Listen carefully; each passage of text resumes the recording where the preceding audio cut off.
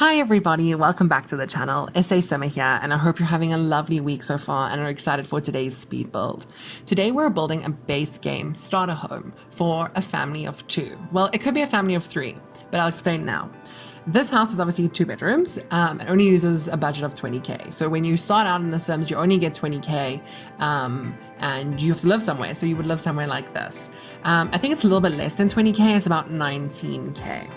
Anyway, this house is built in the shotgun style that is around this sort of neighborhood. It's very prolific in New Orleans, and I really love the style because, like I said, it is very reminiscent of historical homes. And like I said, I love building historical homes. So yeah, that was my whole plan going forward. I was gonna make this house look historical yet renovated, but not empty. And unfortunately, because it was only 2 bedrooms and I only had a budget of 20k, there could be more decoration in this house. There could be more clutter items and stuff. But I think I made do with the budget quite well, and the house does look full. For people who live here, my thought was that it was a single mother and her child. Now, obviously, if you have a family, it is a 2 bedroom, so there's a master bedroom and like a second bedroom, but only one bathroom. They share a bathroom. So if you did have a family, you could easily have like a mother or 2 moms and a dad, or 2 dads and their children, or it could just be roommates of 2 roommates living in this house, as the house is, like I said, 2 bedrooms. I wanted to make sure this house really was reflective on these more shotgun style houses. And I didn't want to make it too big. So I used a lot of live edit, and that is a good trick to do when building a starter home, is because the live edit objects are free. So the landscaping and even the live edit fences are really nice to use. It makes the house look more full and more complete, because if you just use the stuff that costs money in The Sims, then you will end up having quite a sparse garden if you're trying to have furniture inside. So a good trick always is to use live edit. And like I always say, you can use the Twisted Mexi mod, Better Build and Buy, because then you can access all the live edits super nicely, and you can also search for live edit objects. As you can see now, I'm just placing the windows. I went for these windows. They're quite cheap. They're base game windows. Obviously, this house only uses base game. And yeah, I really enjoyed them. And I also painted the house red. And then I thought, okay, well, let me add a brick extension. So maybe when people who bought this house, maybe it was a bit too small, only 1 bedroom. So they built that brick extension of a second bedroom. It's a more modern extension.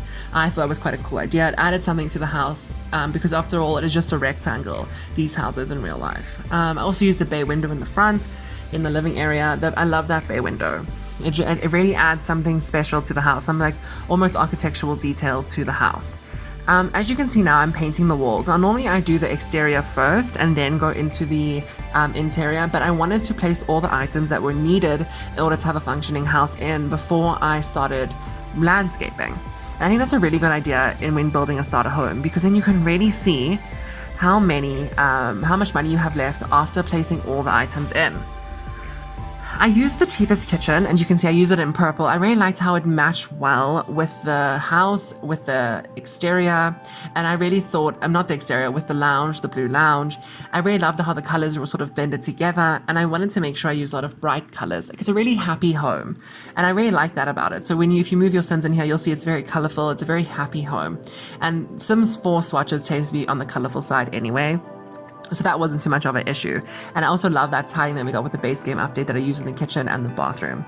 As you can see now, I've now placed all the furniture that is needed in the house for it to function, and now I'm going to go through and do the exterior and the landscaping. I also added this beautiful little vegetable garden at the back of the house, which you'll see now. I really love that vegetable garden because you can grow things in it, and then you can sell those things and have some extra money if you're playing with the allotted amount that you're given at the start of the game. And as you can see now, I'm just putting a lot of live edit flowers in. I really love the live edit flowers. The only thing is kind of irritating sounds with the live edit flowers is they're rather big, so you have to size them down. They also don't have a footprint. The fence or the flowers don't. So your Sims will likely walk through the fence and the flowers, unfortunately. But if you got some extra money, you could always place a fence underneath the one that I placed there from live edit, and then the Sims won't walk through it. Yeah, I really love that about the garden, is that it's very full and it's very lush. I love a lush garden in The Sims, and you can really pull that off using only live edit. And then to the side there, next to where I'm placing the stepping stones now, is a little outside area where I put a table and I put a dollhouse there for the child Sim that lives with the single mom. And as you can see, I use these beautiful stepping stones. They're also free and they are from Base Game. And I put them around the back of the house towards the vegetable garden, which you'll see I'll build now. I'm going to it right now. Yeah. I obviously use a lot of live edit plants from obviously Twisted Mexie's mod. It categorizes them very nicely for you. So when you go in and you start to put the plants in, they're already there for you. And I went through and I made my sim plant all of them. So when you download this house from the gallery, all the plants will be planted and you can just water them and you can sell them when they grow big. But now we're going to move into the interior soon. I'm just putting little last minute details outside because I realized I had some extra money, so I could really make it a cute little outside area for your Sims. But yeah, and I really did enjoy it. And then I just put a plant on the front balcony. Obviously you can put other stuff there when you have more money, but yeah. So as you can see, we're now into the interior. I started to decorate it properly because now I've put all the necessary furniture in, and now you can just put all the decorations in so you can make the house look pretty. I use a lot of bright colors, like I said, and Base Game comes with a lot of nice bright things. I finessed the kitchen. I made it a little bit bigger. I put a microwave in the kitchen. Not normally you cannot afford a microwave because in a 2-bedroom starter home you only have so much space and so much money to build it. And I put that little dining room table to the side with the yellow chairs. I just thought it looked so fun and so colorful. The bedrooms in this house, especially the master bedroom, is lacking a bit in decoration. The children's bedroom is much more colorful, much more exciting, if you want to put it that way. Lots of toys in here, which is nice when you have a child sim. Obviously when you have adults, they tend to like use grown-up things, so that makes it a bit easier when you play the Sims. When you play the Sims using only the base game allotted amount. As you can see here, I'm just putting in some finishing touches, putting some lighting in, and also put some rugs down. Normally you cannot afford rugs because it is quite a big amount of money, rugs, but there is cheaper versions of them, like runners, that you can size up, especially the smaller rugs. That's also a good trick. If you have a smaller rug, it is cheaper, then you can just size it up and make it fit. I'm sorry about my nasally congestive state.